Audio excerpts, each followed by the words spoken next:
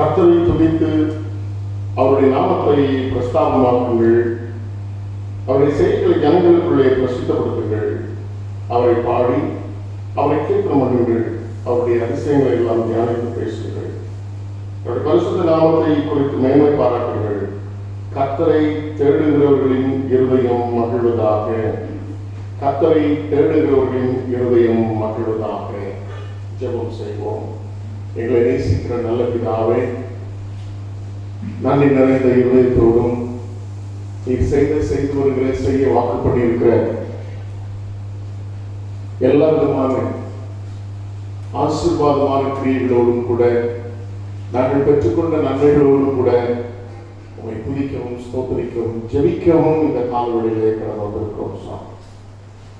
ஒவ்வொரு மாதமும் முதல் நாளிலே அதிகாலையிலே உங்களை தேடும் பாக்கியத்தை இந்த அனுமதி ஆராதனையின் மூலமாக எங்களுக்கு நீ கொடுத்திருக்கிறீரே, அதுக்காக நாங்கள் உமக்கு நன்றி சொல்லுகிறோம் சார். ஆராதனை உமக்கு மகிமையுள்ள உண்டான ஆராதனையாக உம்மை மாத்திரம் நோக்கி பார்ப்பவர்களாக உங்களுடைய முக பிரகாசத்தின் ஒளியை நாங்கள் அனுபவிப்பவர்களாக வந்திருக்கேன். ஆராதனை வேளையை அவருடைய ஆளுநருக்கு ஒப்புக் கொடுக்கிறோம் சார். வந்திருக்கிற அனைவரையும் கடவுள் ஆசீர்வதிக்கிறார். இயேசு கிறிஸ்துவின் நாமத்தில் ஜெபிக்கிற நல்ல பிதாவே, யாவரும் எழுந்து தேவனுடைய நாமத்திற்காக பாமாலைகளே 10ஆம் பாமாலை பாடும். 10ஆம் பாமாலை பாடும்.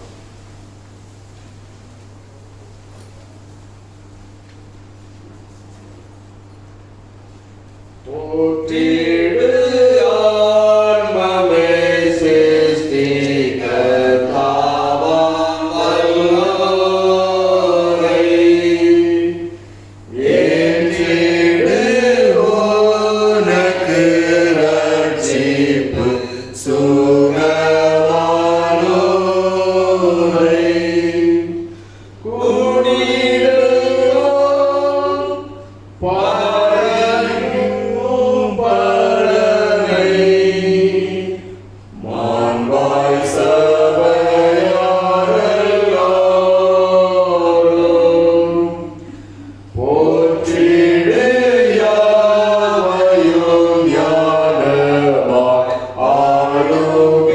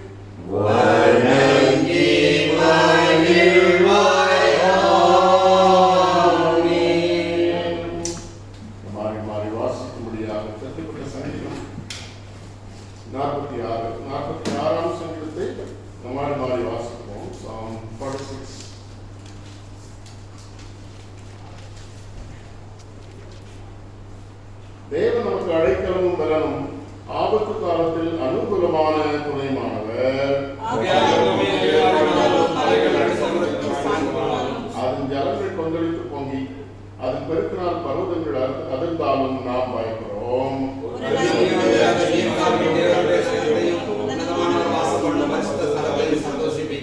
தேவன் அது நடுவில் இருக்கிறார், அது அசையாது. அதிகாலையில தேவன் அதற்கு சகாயம் பண்ணுவார்.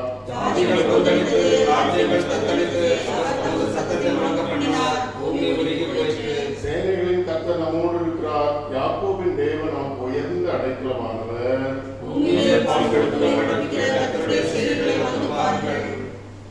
அவர் பூமியின் கடைமணக்கு யுத்தங்களை ஓயப்படுகிறார். வில்லை ஒழித்து ஈட்டியை ஒழிக்கிறார். ரதங்களை நெருப்பினால் சுட்டரிக்கிறார்.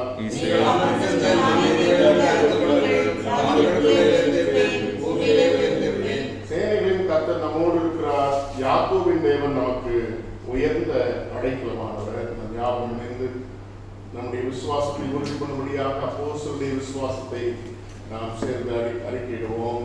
வானத்தையும் பூமியையும் படைத்த விசுவாசிக்கிறேன். விசுவாசிக்கிறேன். அவர் பாடுபட்டு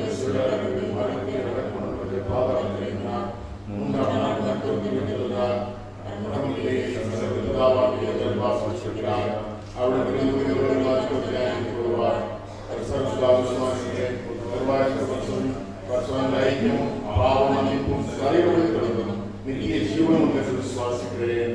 ஆமென். பிதாவுக்கும் குமாரனுக்கும் பரிசுத்த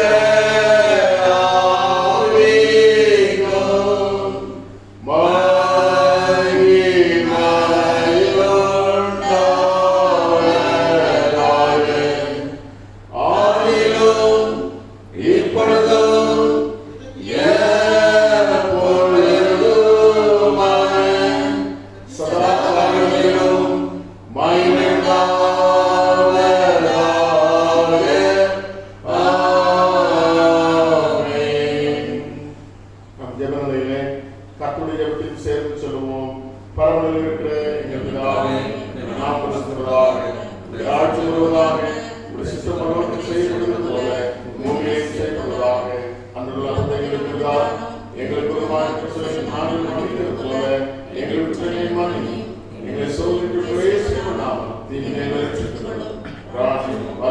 ஆதியிலும் இப்பொழுதும்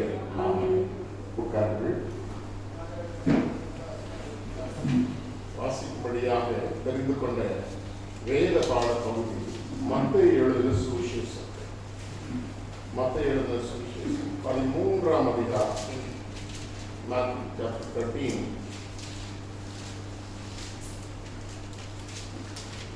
31 and 32.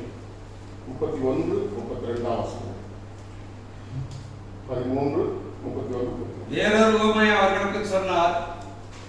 பரலோக ராஜ்யம் கடுகு விதைக்கு ஒப்பாயிருக்கிறது. அதை ஒரு மனுஷன் எடுத்து தன் நிலத்தில் விதைத்தார். அது சகல விதைகளிலும் சிறிதாயிருந்தும் வளரும் போது சகல பூண்டுகளிலும் பெரிதாகி ஆகாயத்து பறவைகள் அதன் கிளைகளில் வந்து அடையத்தக்க மரமாகும் என்றார். ஜெபம் செய்வோம்.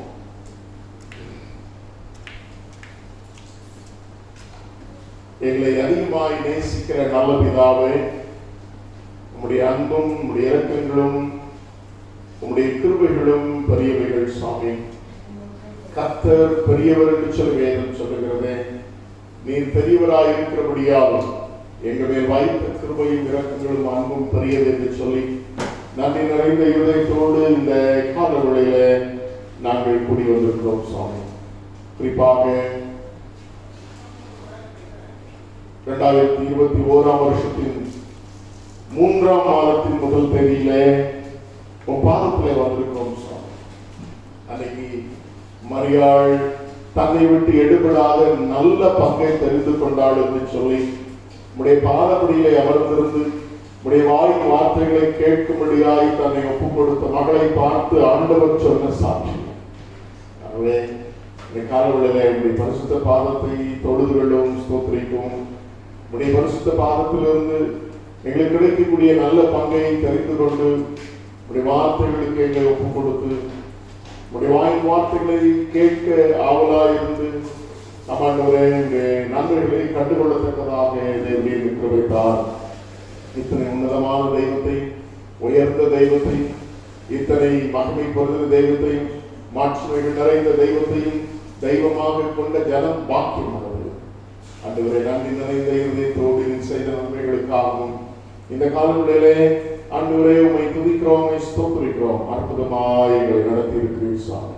எங்கள் குடும்பங்களை நடத்திருக்கிறீர், எங்களுடைய பிள்ளைகளை ஆசீர்வதித்திருக்கிறீர், எங்களுடைய திருச்சபையை ஆசீர்வதித்திருக்கிறீர், எங்களுடைய திருச்சபையின் விசுவாசிகளை ஆசீர்வதித்திருக்கிறீர், எங்களுடைய திருச்சபையின் தேவைகளை சந்தித்திருக்கிறீர், எங்களுடைய திருச்சபையில் வரக்கூடிய ஒவ்வொரு ஆண்டவரை குடும்பங்களை ஆசீர்வதித்திருக்கிறீர். இவர்களை கடந்த 40 வருஷத்திற்கு மேலாக இந்த இடத்துல ஆராதனை நடக்கும்.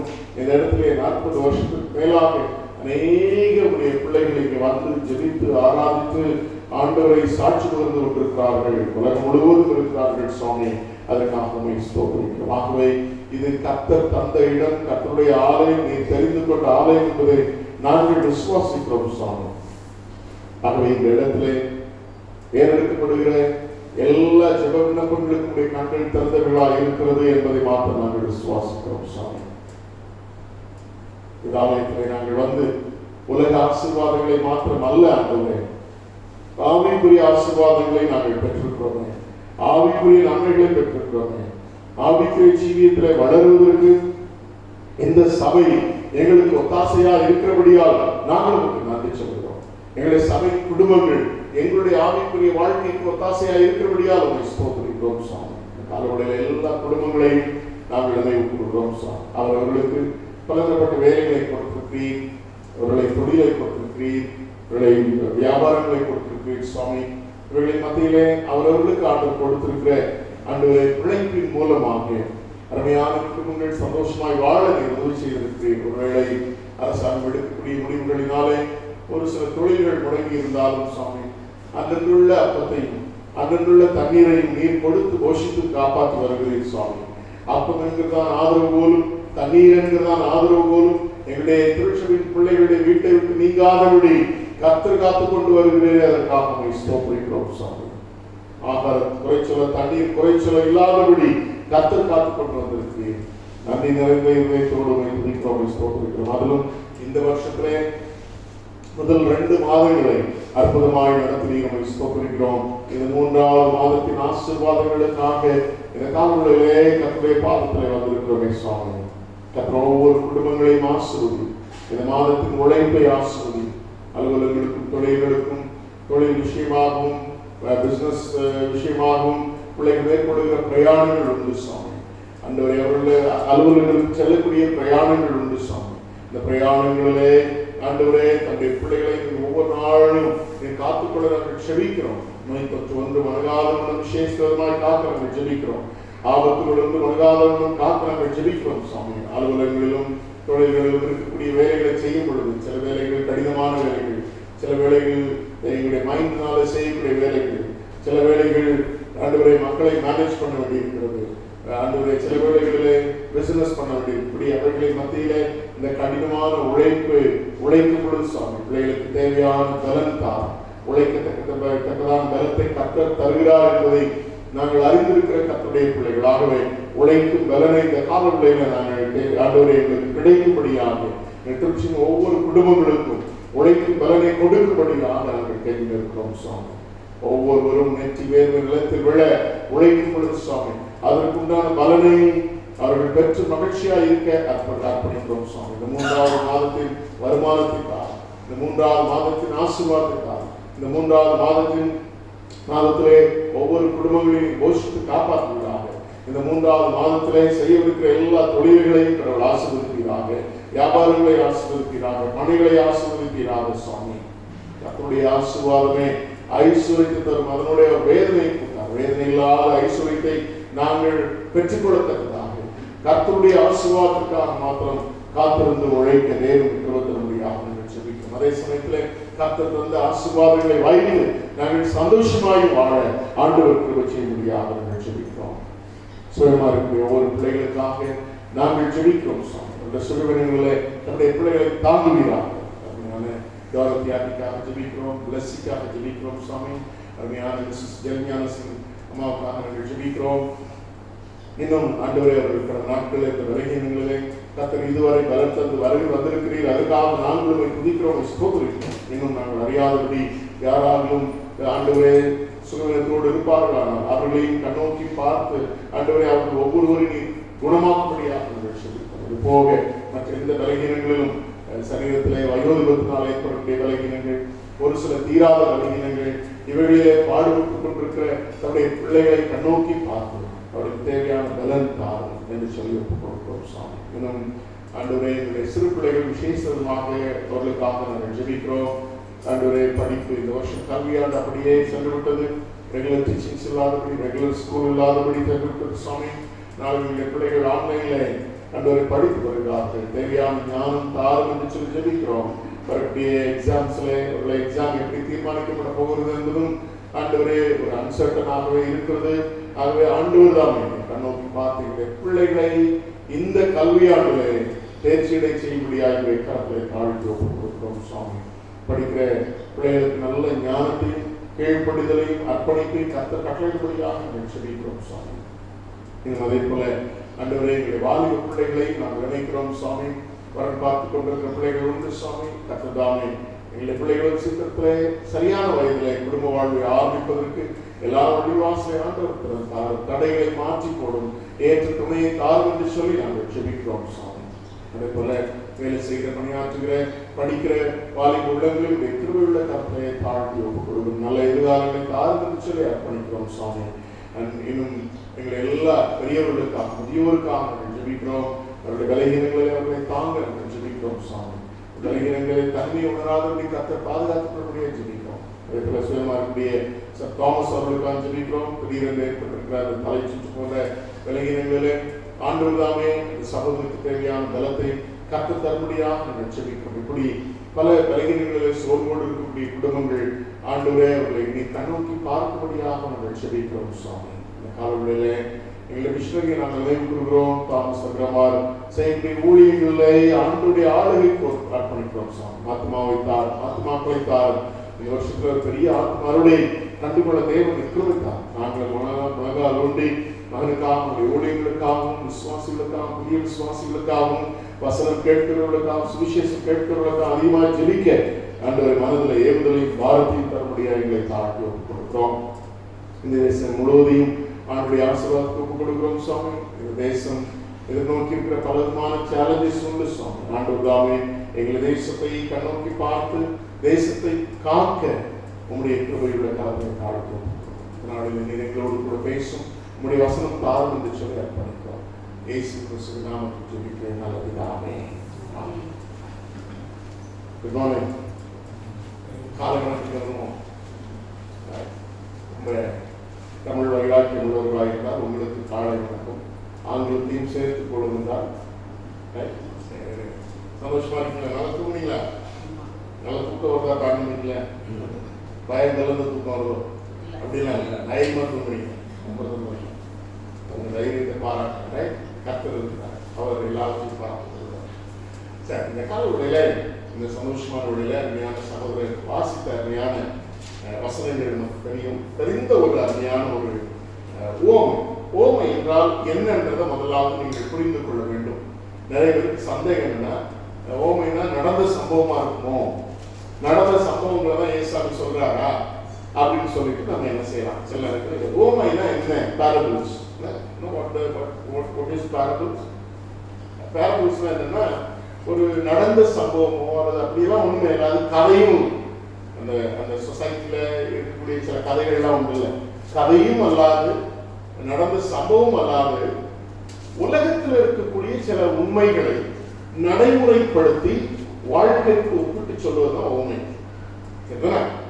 See, the truth which is already there in the world, through that truth, maybe scientific truth இருக்கலாம், அல்லது practical truth இருக்கலாம், அல்லது வேற எந்த truth அல்லது எந்த உண்மையான உலகத்தில் இருக்கக்கூடிய உண்மையை உதாரணமாக எடுத்து சொல்லக்கூடிய விஷயத்துக்கு பேர் தான் ஓமை என்று சொல்லுவார். parables இல்ல, parables என்று சொல்லுவார். என்ன உண்மை? கடவுளுக்கு ஒரு புதிய சத்தியத்தையோ புதிய பிரசங்கத்தையோ புதிய செய்தியோ வானத்திலிருந்து கொண்டு வரணும். ஓகே, இயேசுடைய பிரசங்கத்தை நீங்க கேட்டு பார்த்தீங்கன்னா எப்பவுமே he always tried to brings out the truth which is already existing in the world. உலகத்தில் இருக்கக்கூடிய உண்மைகளை, உலகத்தில் இருக்கக்கூடிய பொருட்களை வைத்தே விளக்கி காண்பித்த ஒரு நல்ல ஆசிரியர் அப்படின்னு சொல்ல ஏசாமி நம்பர். ஆமா, உலகத்திலே இருக்கிறது தான், ஆனா நமக்கு தெரியாமல் இருக்கிற விஷயங்களை உண்மைக்கு உதாரணமாக எடுத்துக்கொண்டு சொன்ன ஒரு அருமையான ஒரு டீச்சர் அப்படின்னு சொல்ல போனா, that is why the world will call him the best teacher in the world. Yeah, ஈஸியா புரிந்து கொள்ளுகிற அளவுக்கு உவமைகள் மூலமாக சத்தியங்களை, சில நேரங்களில் சத்தியங்களை புரிந்து கொள்வது கஷ்டமான ஒரு காரியம். Understanding the truth, more than understanding, accepting the truth is more difficult. இல்லையா? அப்போ ஒரு சத்தியத்தை, ஒரு உண்மையை ஏற்றுக்கொள்வது என்பது மனுஷனுக்கு கடினமான ஒரு காரியம். இயேசுவை ஏற்றுக்கொண்டு ஒரு மனுஷன் பரிசுத்தமா வாழ்ந்து கொண்டிருக்கிறான்னா அவனால உண்மையை ஏற்றுக்கொள்ள முடியும். என்னடா வேறு விதமாக சொல்லுகிறது, ஏசாமி ஏற்றுக்கொண்ட ஆவிக்குரியவர்களுக்கு வசனமாக சொல்லுகிறது, ஆவிக்குரியவன் எல்லாவற்றையும் நிதானித்து அறிகிறான்னு சொல்லி வசனம் சொல்லுகிறது. அப்போ ஆவிக்குரிய வாழ்க்கையில வரும்பொழுது நிதானித்து அறிகிறதுனால உண்மை ஏற்றுக்கொள்ளக்கூடிய ஒரு அனுபவம், மனப்பக்குவம் இருக்கு. ஆனா உலகத்தில் இருக்கக்கூடிய ஒரு பாவம் நிறைந்த, பாவத்தினாலே பிடிக்கப்பட்டிருக்கிற மனிதர்களுக்கு உவமைகள் மூலமாக உண்மையை கற்றுக் கொடுக்க வேண்டிய ஒரு சூழ்நிலை ஏற்படுகிறது. ஏன்னா உண்மையை சிலரை புரிஞ்சுக்குவாங்க, ஆனா ஏற்றுக்கொள்ள மாட்டாங்க. புரியுது? அவங்களுக்கு ரெண்டும் ஏற்றுக்கொள்வது இல்லையா, புரியுது இல்லை. நம்மளை விட பெரிய அறிவாளிகளாம் இருக்கிறாங்கன்னு சொல்லி நேற்று பிரசங்கத்துல தான் சொன்னேன் இல்லையா? அப்போ அந்த அறிவாளிகளுக்கு எல்லாம் புரியும், பட் உண்மையை ஏற்றுக்கொள்ளவே முடியாது. இப்படி உண்மைகளை உலகத்தில் இருக்கக்கூடிய நமக்கு அறிந்திருக்கிற, நமக்கு அறிமுகமான பொருட்களை வைத்து உதாரணங்களாக எடுத்து விளக்கி சொல்லக்கூடிய ஒரு அருமையான சத்தியம் தான் ஓமை. ஒரு 2 வசனத்துல ஒரு ஓமையை முடிச்சிட்டார். 2 வசனத்துல ஆண்டவர் ஒரு ஓமையை முடிச்சிட்டார். இல்ல, within 2 verses he has brought out a parable. என்னன்னு சொல்றாரு? கடுகு, மஸ்டர்ட் சீட். டெய்லி அம்மாமார் பார்க்கக்கூடிய ஒரு இந்த கடுகு என்ன, கடுகு மரமா செடியா அப்படிங்கிற கேள்வியெல்லாம் நிறைய பேருக்கு இருக்கு. அதெல்லாம் ரொம்ப விளக்கம் போல. ஆனா என்ன வேத பண்டிதர்கள் சொல்றாங்க அப்படின்னா, பார்த்தவங்க இந்தியாவில் வளரக்கூடிய கடுகுக்கும் இஸ்ரேல் தேசத்தில் இருக்கக்கூடிய கடுகு செடிக்கும் வித்தியாசம் இருக்குது. இந்தியாவில் உள்ள கடுகு செடி வந்து குறுஞ்செடியா இருக்கும், ஆனா இஸ்ரேல் தேசத்தில் இருக்கக்கூடிய கடுகு செடி வந்து கொஞ்சம் பெருஞ்செடியா இருக்கும். பெருஞ்செடி இல்ல, பெரிய புஷ் இல்ல. இந்த புஷ் வந்து always looks like a tree which is found in Israel. ஏன் அது என்ன காரணம்ன்றது நமக்கு தெரியல. அப்பதான் வேதத்தை வியாக்கியானம் பண்ணினவர்கள் எழுதியிருக்காங்க. கடுகு செடி சின்னதாக இருக்கும், இது பைபிள்ல அவ்வளவு பெரிய மரமா வருமா அப்படின்லாம் நிறைய பேருக்கு இந்தியர்கள். when we look at in the Indian context, it is like that only. சின்னதுதான், இந்திய அளவில் பார்க்கும்போது சின்னதான். அங்கே உள்ள கடுகு செடி என்ன செய்யுமா, பெரிய செடி. See, ட்ரீல இருக்கிறத விட birds loves to stay in the bushes, இல்ல, bushy type of trees இல்லையா? அப்போ இந்த கடுகை ஒரு உதாரணமா எடுத்துட்டு அழகா ஒரு உவமையை சொல்றார். எதுக்கு உவமா, எந்த சத்தியத்தை விளக்குவதற்கான ஒரு உவமையா சொல்கிறார் அப்படிங்கிறது நம்ம புரிஞ்சுக்கணும். It defines the kingdom of God. ஆண்டவருடைய பரலோக ராஜ்யத்தை குறித்து. பரலோக ராஜ்யம் அப்படின்னா கிங்டம் ஆஃப் ஹெவன் அல்லது கிங்டம் ஆஃப் காட் என்று சொல்லுவோம். ஸோ கிங்டம் ஆஃப் ஹெவன் எடுத்துக்கொள்ளுமே. ஓகே, கிங்டம் ஆஃப் ஹெவன் அப்படின்னா பரலோக ராஜ்யம். அப்போ பரலோகம் என்று சொல்லி ஒன்று இருக்கிறது, எல்லாரும் நம்புறோம். அந்த பரலோகத்தினுடைய ராஜ்யத்தை we have not yet started living in the physically living in heaven. நம்ம என்னன்னா இன்னும் பரலோகத்துல நேரடியா போய் வாழ ஆரம்பிக்கல. ஆனா பரலோகத்துக்கு போறதுக்கு முன்னாலே அங்க உள்ள பரலோகத்தின் பிரஜையா சிட்டிசன்ஷிப்பை இந்த உலகத்துல வாங்கிக் கொள்ளக்கூடிய ஒரு அருமையான ஒரு அனுபவத்தை அனுப்புறோம். அப்போ the kingdom of heaven is established in the world. பரலோக ராஜ்யமானது இந்த உலகத்திலே கட்டப்பட்டிருக்கிறது. அந்த ராஜ்யத்தின் பிள்ளைகள் எப்படிப்பட்டவர்களாக இருப்பார்கள், அல்லது பரலோக ராஜ்யம் எப்படிப்பட்டது? எப்பவுமே வேதாகமத்தில் பார்த்தீங்கன்னா எந்த சத்தியமும் உலகம் பார்க்கிற பிரகாரமா பார்க்கிறது இல்லை. வேதாகமா ஆண்டவர் அப்படி பார்க்கிறது. சரியா? உலகத்திற்கு சிறியதாய் தோன்றுகிறது, ஆண்டவருக்கு பெரியதாய் தோன்றுகிறது. உலக பார்வையில சின்னதா இருக்கும். இப்போ உலக பார்வையில சிறியதாக தோன்றினவைகள் தான் இன்றைக்கு பெரிய ராஜ்யங்களாய் கட்டப்பட்டிருக்கு, பெரிய ஆளுமை உடையவர்களாக இருக்கிறார்கள். இப்போ ஒண்ணும் வேண்டாம், உலகத்துல சின்ன நாடு இஸ்ரேல் தேசம் தான். சரியா? ஆனா இன்னைக்கு உலகத்தை ஆளுகிறவரையாக அவங்க.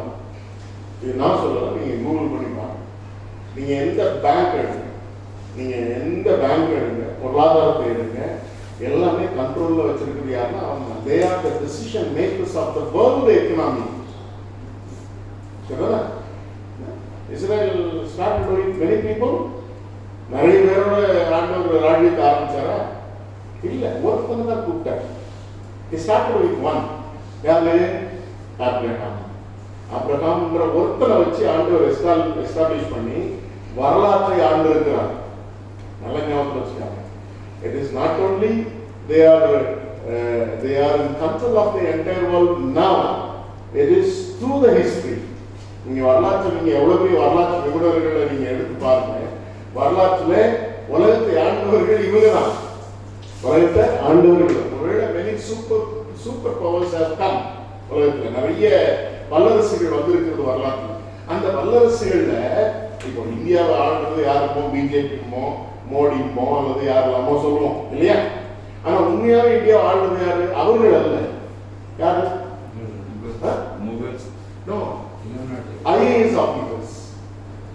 In reality, IAS officers are ruling the country. They are leading. In reality, ruling people are the IAS officer. அது எந்த கவர்மெண்ட், காங்கிரஸ் வந்தாலும் சரி அல்லது பிஜேபி இருந்தாலும் சரி, எந்த கவர்மெண்ட் வந்தாலும் சரி, ஆளுகை செய்கிறது இல்லையா?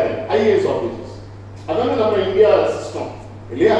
அதே மாதிரி உலகத்துல எத்தனை வல்லரசுகள் வந்தாலும் சரி, நீங்க வல்லரசுகள் ஒவ்வொன்றா எடுத்து பாருங்க. ரோம பேரரசு இல்ல, ரோமன் எம்பையர். சோ ரோமன் எம்பையர்ல யாரு, who were the rulers, who were the officers அப்படின்னு பாத்தீங்கன்னா they were Jews. நீங்க வரலாற்றை எடுத்து பாருங்க, வரலாற்றை எடுத்து பாருங்க. Okay, Persian kingdom, Persian kingdom எடுத்து பாருங்க. பர்சியன் கிங்டம்ல கிங்டம் உண்டாக்குறது யாருன்னா ஜூஸ் தான்.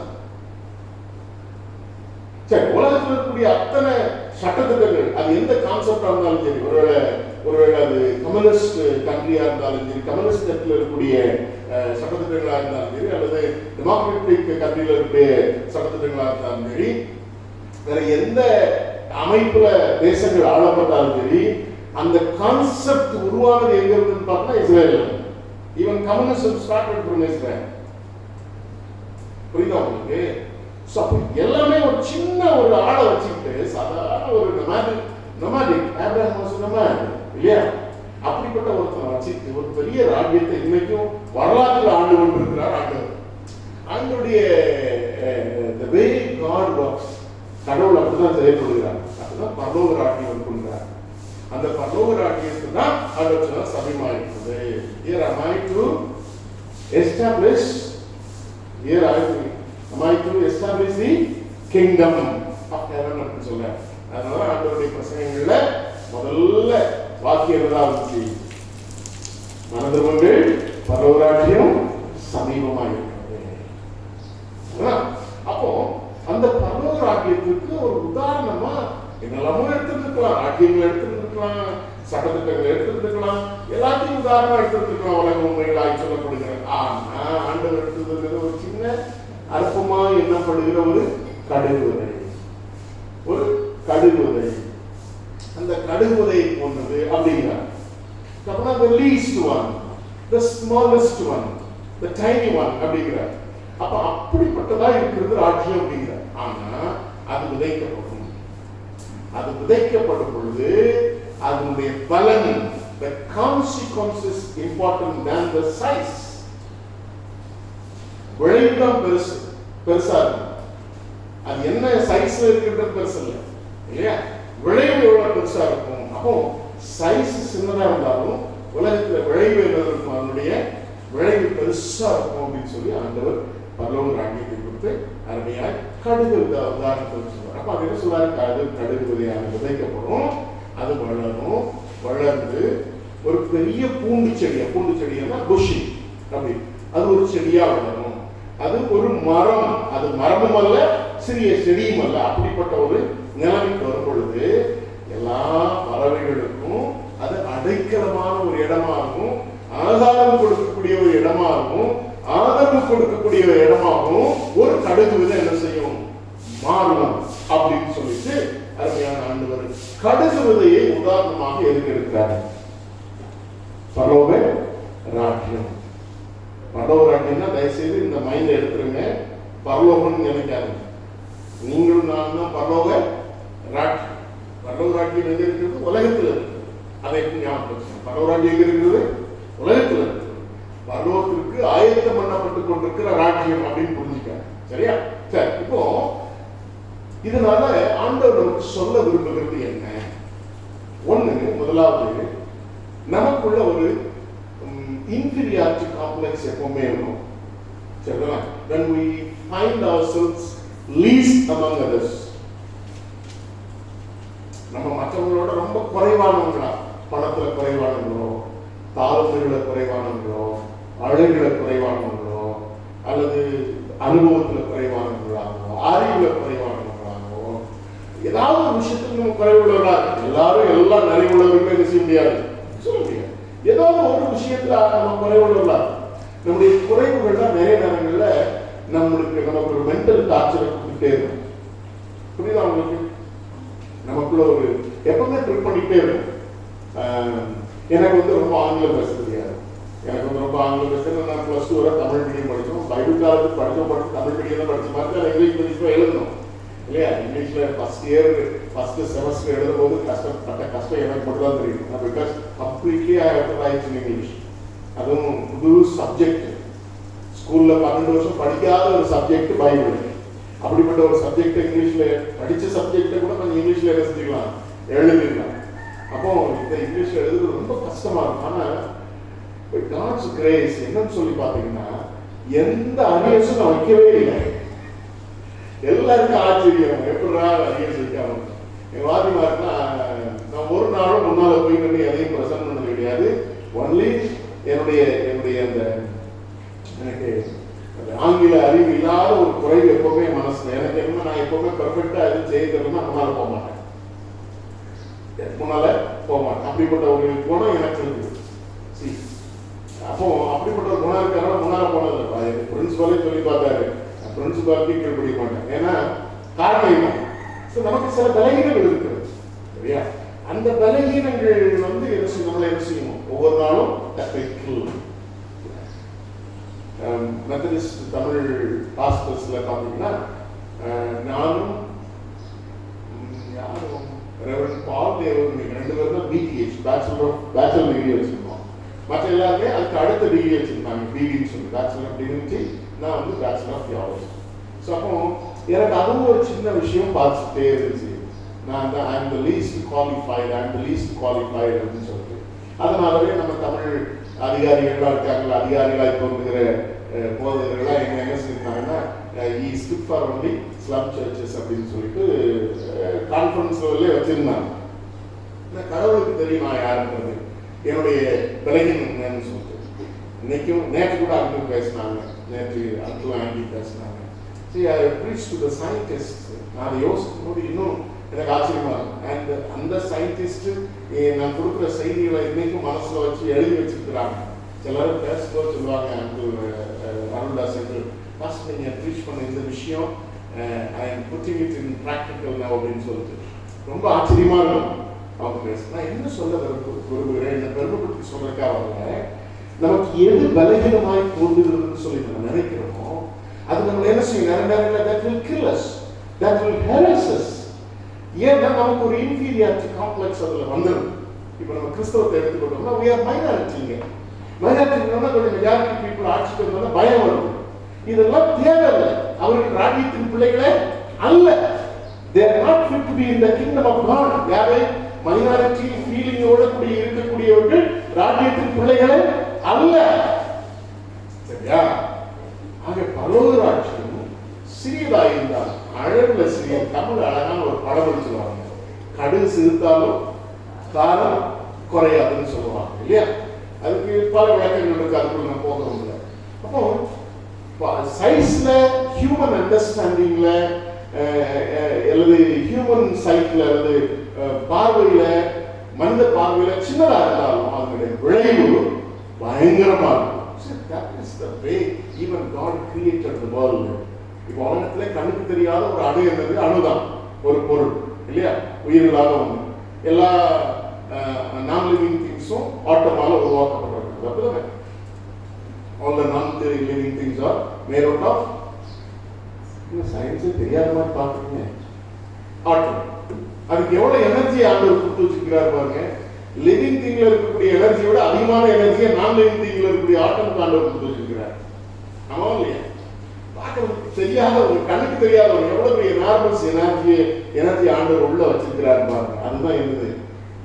God's kingdom. ஒரே ஒரு உதாரணத்துக்கு மாத்திரம், 2 உதாரணங்கள் வந்து ஒரே ஒரு உதாரணம் மாத்திரம் சொல்லிட்டு முடிக்க வருங்க. சுவிசேஷம் பரவதற்காக ஆப்பிரிக்க தேசத்துல ஒரு குரூப் ஆஃப் மிஷனரிஸ் சேர்ந்து என்ன செய்தாங்க?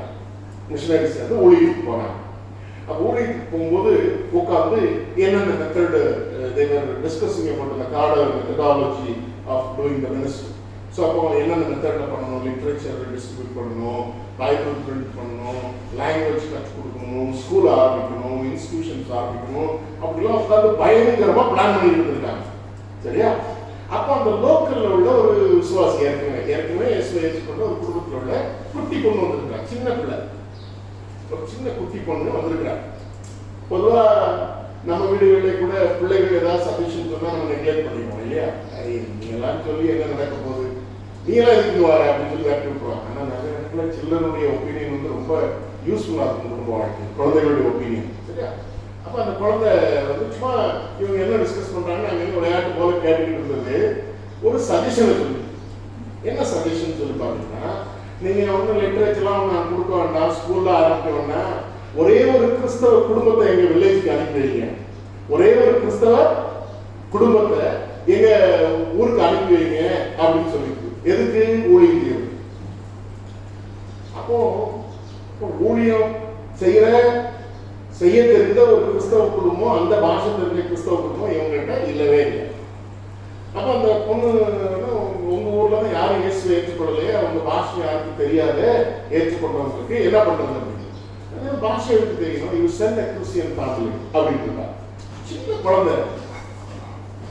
இவங்க கொஞ்ச நேரம் யோசிச்சிருக்காங்க. யோசிச்சுட்டு சரி அப்படின்னு சொல்லிட்டு ஒரு மிஷனரி குடும்பத்தை அனுப்பிட்டாங்க. அவங்க போய் பிரசங்கம் பண்ணல, ஒன்றும் பண்ணல.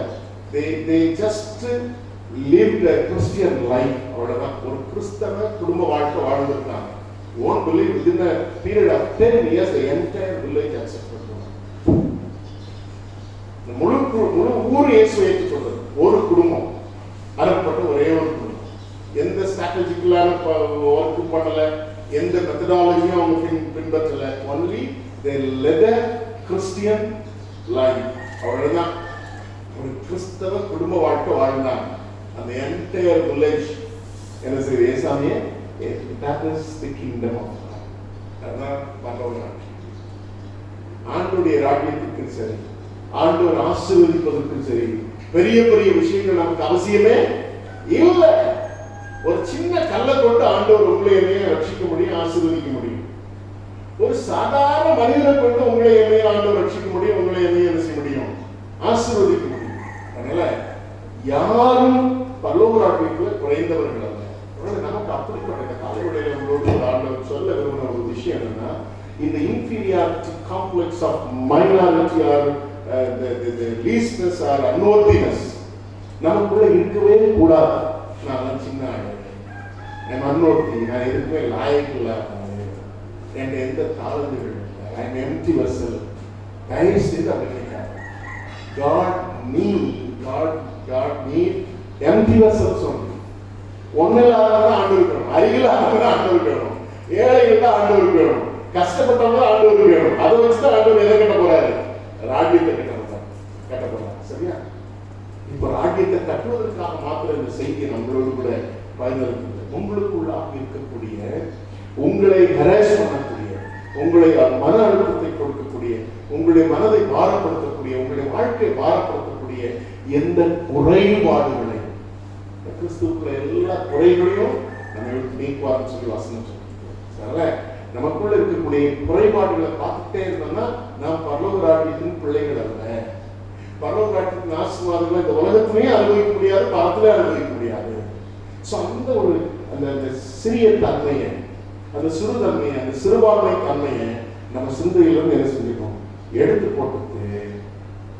போட்டு நாம் விதைக்கப்படுவதற்கு என்ன,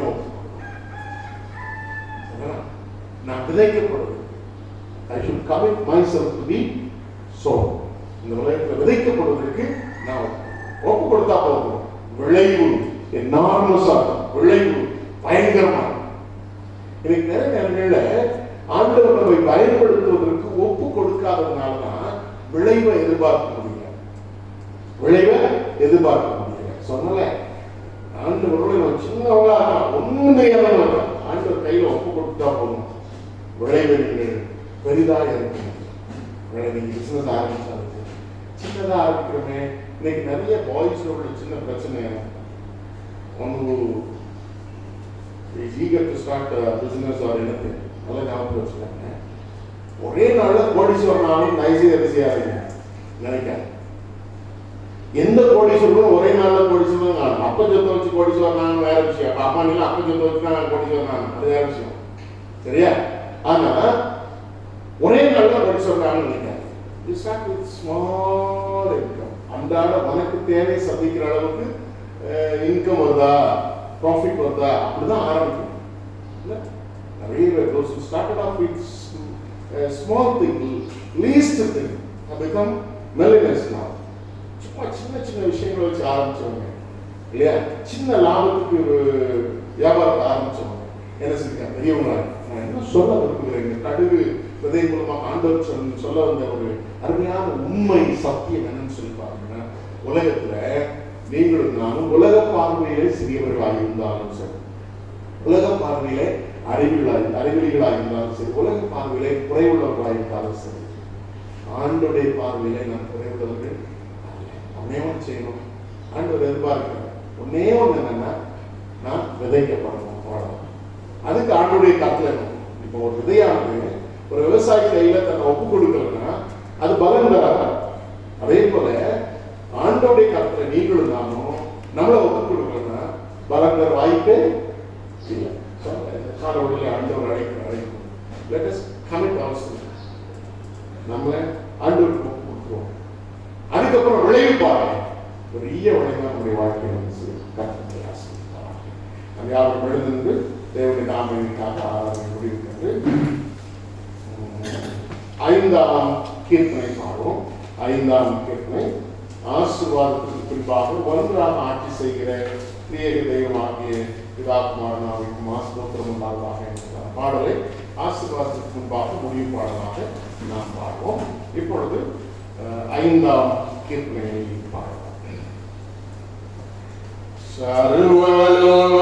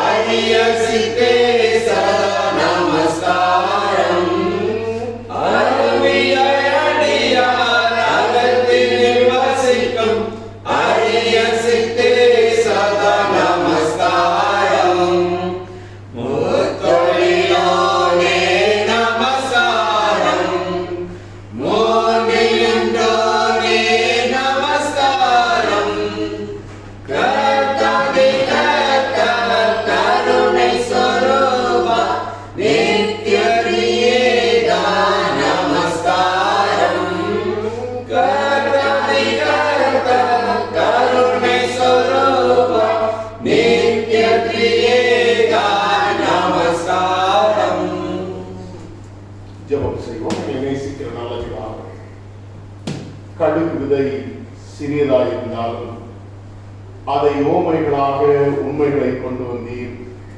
எங்களை விசுவாசத்திற்கும் அதைத்தான் உதாரணமாக கற்றுக் கொடுத்திருக்கிறீர்கள்.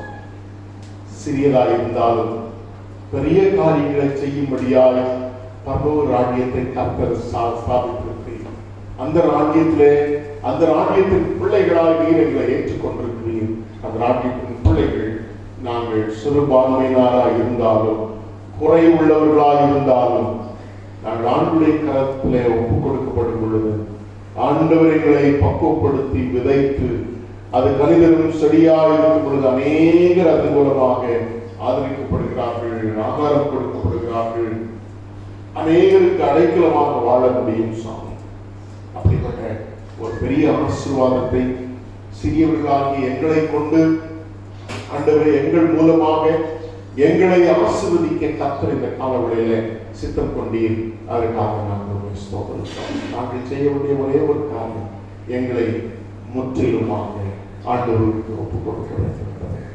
அர்ப்பணிப்போடு கூட இந்த மாதத்திலே கால் எடுத்து வைத்து எந்த சிறிய காரணமாக இருந்தாலும் அதை அற்பமாக எண்ணாதபடி, அற்பமான ஆரம்பத்தை யார் அசட்டை பண்ணக்கூடும் அதை அசட்டை பண்ணிவிடாதபடி, எந்த காரியத்தை சிறியதாக ஆரம்பித்தாலும் அதை சின்சியராக அது உண்மையோடு கூட அர்ப்பணிப்போடு கூட செய்து என்னுடைய வாழ்வின் ஆசீர்வாத நன்மைகளை பெற்றுக்கொள்ள மாதம் முழுவதும் கத்திற்குள்ளாக மகிழ்ச்சியாய் வாழ உழைக்க பிழைக்க ஆண்டவர் பலத்தந்தைகளை காக்கும்படியாய் எங்களை கரத்திலே தாழ்த்து கொடுக்கிறோம். காணிக்கைகளுக்காக ஸ்தோத்திரிக்கிறோம். நீர் அங்கீகரித்த ஆசீர்வாத நிறைவை கர்த்தர் தாரும் என்று சொல்லி ஒப்புக் கொடுக்கிறோம். கர்த்தர் பொறுப்பேற்றுக் கொள்ளும். தெய்வ சமாதானம், சந்தோஷம், சுகவாழும் இந்த மாதம் முழுவதும் விசேஷித்த விதமாக எங்களை பாதுகாக்க அர்ப்பணிக்கிறோம். கர்த்தர் பொறுப்பேற்றுக் கொள்ளும். தெய்வ சமாதானத்தோடு எங்களை ஆசீர்வதித்தார். இயேசு கிறிஸ்துவின் நாமத்தில் ஜெபிக்கிறேன். இயேசு கிறிஸ்துவின் கிருபையும் பிதாவாகிய தேவனுடைய அன்பும் பரிசுத்த ஆவியானுடைய ஐக்கியமும் காவலும் சந்தோஷமும் சமாதானமும் என்னதையும் குறிப்பாக இந்த மாதம் முழுவதும் நம் அனைவரோடு இருந்து வழி நடத்துவதாக. ஆமென். என் ஆத்துமாவே கர்த்தரை ஸ்தோத்திரி, என் ஒருவருடைய வசனத்தை ஸ்தோத்திரி, என் ஆத்துமாவே கர்த்தரை ஸ்தோத்திரி. ஒன்றாக ஆட்சி செய்கிற